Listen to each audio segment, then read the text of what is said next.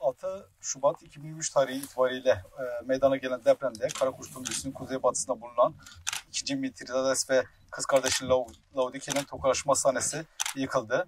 26 Mayıs itibariyle başlanan restorasyon ve konservasyon çalışmaları sonucunda tekrar sütun ayağa kaldırılarak ziyaretçilerin hizmetine sunuldu. Ayrıca biz biliyoruz ki daha önce bir Likya şiiri bulunmakta. Diyor ki Likya şiirinde beni bulamazsan üzülme, yaptığım taşları, işlediğim heykelleri, açtığım yolları bulacaksın.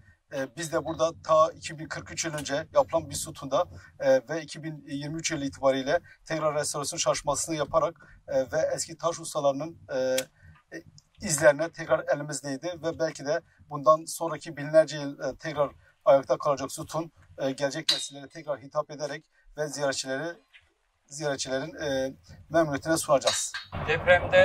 Depremde yıkılan sütun için bir girişim başlatıldı. Safranbolu'da kale yapı restorasyon sahibi Ahmet Kılıç müze müdürüyle görüştü, genel müdürlükle görüştü ve sponsor oldu. Onun üzerine gönüllü olarak buradaki sütunu kaldırmak üzere bizi çağırdı. Bergama'da Troyan Tapınağı'nda çalışan Selim Baskın'la beraber buraya geldik. Genel müdürlüğün izinleri, müze müdürlüğün onaylarıyla beraber çalışmaya başladık. Önce tespit çalışmaları yaptık. Yani yıkılan sütundaki bozulmalar, sorunları tespit ettik. Onun üzerine yapılacakları organize ettik. Malzemeleri ayarlamaya çalıştık. Bir organizasyon tamamlandıktan sonra da çalışmaya başladık. İlk önce sütunları çalışılabilir olması için yerlerinden kalktık ve sırayla dizdik. Onlar üzerinde kırılan parçaların tamamlanmalarını yaptık.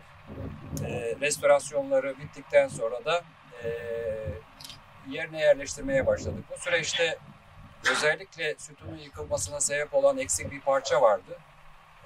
Yine yöredeki taşlardan getirdik ve bu taşı işleyerek kaidenin eksik olan kısmına yerleştirdik. Sonra kaideyi sağlamlaştırdık. Ondan sonra da sütunlarda ve kabartmada yıkılan kırılan parçaların onarımlarına başladık.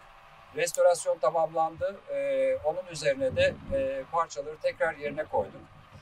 Bu işlem yani sütun tekrar ayağa kaldırıldı ama tamamlama çalışmaları, müdür çalışmaları da var. 1-2 gün içerisinde bunları da tamamladıktan sonra da çalışmamız tamamlanmış olacak. Yani tabii ki hani bölgenin deprem sonrasındaki sıkıntılar içerisinde hani bir gönüllü bu işi sponsor olmak istedi ve biz de destek olduk ve bu sayede sütunu ayağa kaldırdık. Arkadaşlarla beraber tarihimizde önemli bir yere sahip olan Adıyaman'a geldik. Tabii ülkemizin derinden etkilendiği depremden dolayı tarihi eserlerimiz de etkilenmiş. Burada tümülüsümüzü burada ziyaret ettik. Tabii restorasyon süreci bugün tamamlanmış.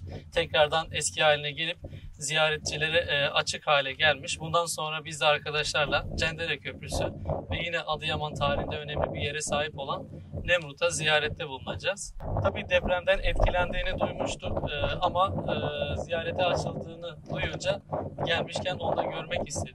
Komagene Krallığı'nda önemli bir yere sahip olduğunu biliyorduk. Burada tabii kraliçenin mezarı olduğunu ve bunlardan bir sütunun da depremden etkilendiğini, yıkıldığını duymuştuk. Tabii bugün geldiğimizde tarihimizin önemli kalıntılarından olan bir tanesinin de tekrardan eski haline gelmesi sevindirici.